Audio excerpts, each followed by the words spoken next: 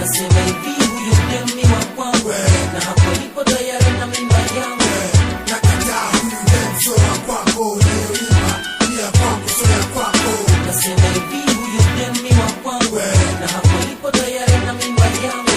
Nakataa huyu demi sio wa kwako, unayoimba ni ya kwangu sio ya kwako. Ayo sikiliza epimbi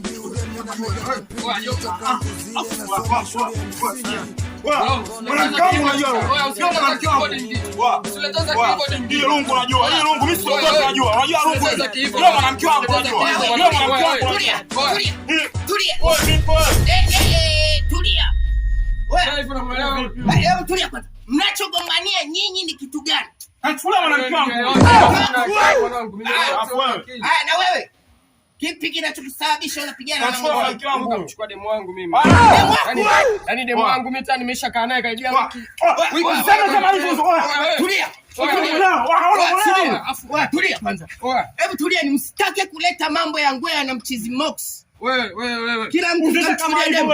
Tulia. Oya mzee, wewe ukachukua. Wewe mwanamke ni nani? Nani mwanamke gani? Sile mfano hivi, shape mtu wa nyuma hapa anaitwa Esther hivi. Esther demu wangu mwanamke wangu mimi. Wa mwanangu. Esther ni mtoto wangu wa liga nyewe. Kachini.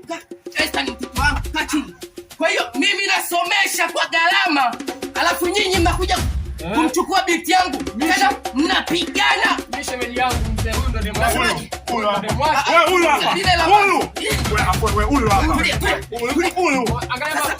Hapa tunatoka moja kwa moja tunakwenda kituo cha polisi.